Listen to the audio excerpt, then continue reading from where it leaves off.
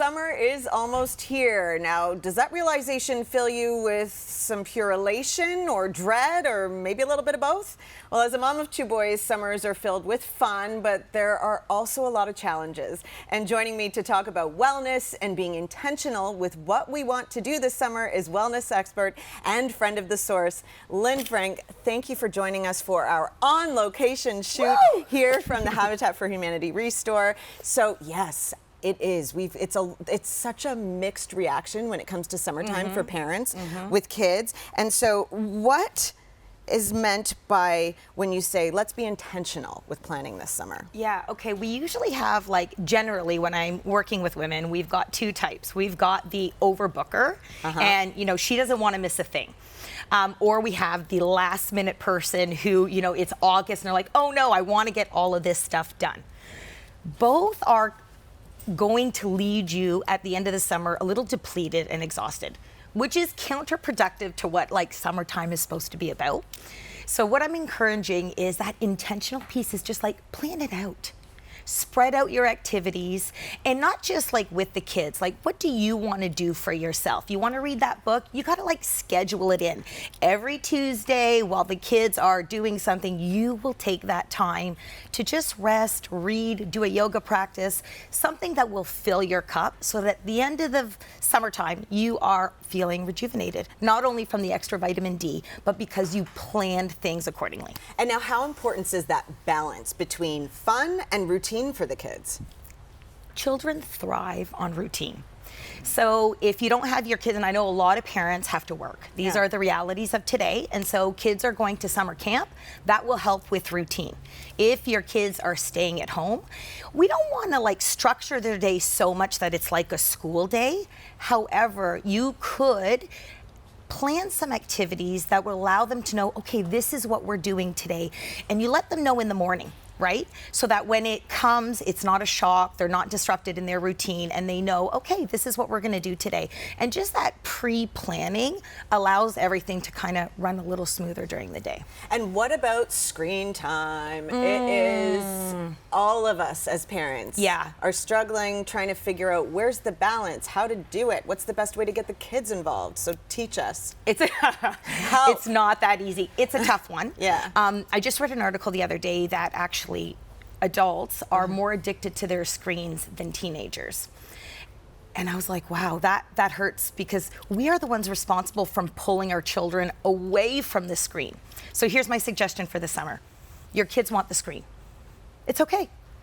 Schedule it in. Maybe you want a slow morning. So allow your kids that TV time or the screen time in the morning. So you can have your coffee, read the paper, whatever.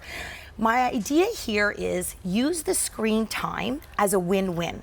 So while your children are doing the scheduled screen time, and I'm not going to tell you how long that is, that's up to the parent, but while they're doing that, and it's usually quiet in the home, you're doing something else, and it's not folding laundry, and it's not catching up on chores. It's like, okay, the house is quiet, I'm gonna take advantage to do, remember what I said earlier about scheduling, you know, read the book, go outside, garden.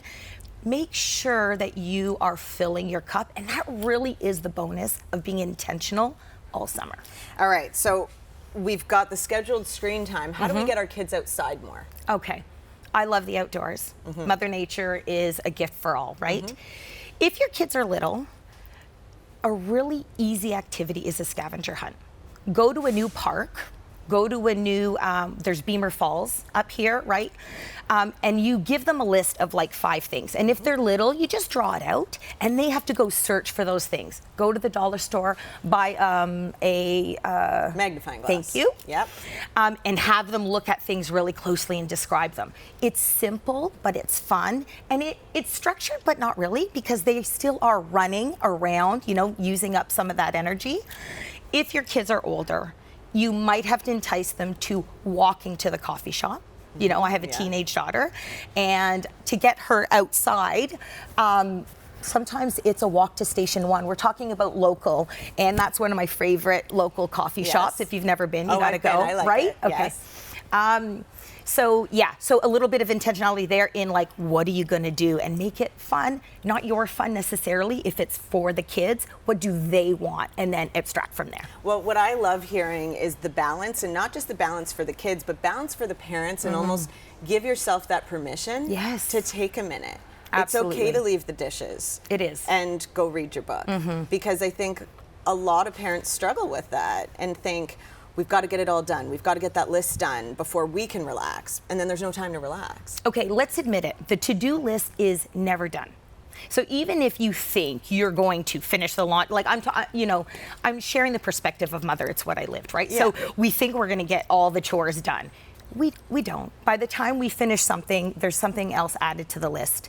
And really, when I can't find the motivation to do it for myself, I think, am I an example to my daughter? Because I don't want her worrying about what the house looks like all the time if a stranger shows up or if company. Why are we doing that? Right? So when you can't find the motivation to do it for yourself, remember that every time you pause, you are modeling it for your children. And, I have a son, so I say I'm doing it for my daughter, but really also for him, so that he sees when he gets into a relationship and, if he chooses to get married, he knows that, hey, the house is not always going to be clean, and it's not only her responsibility. Preach it, sister. Share the chores. Share the chores. We are not doing all that. Okay, well, thank you so much for joining us today, Lynn. Well, we can't wait to have you back on through the summer to give us some more tips. I'd love that.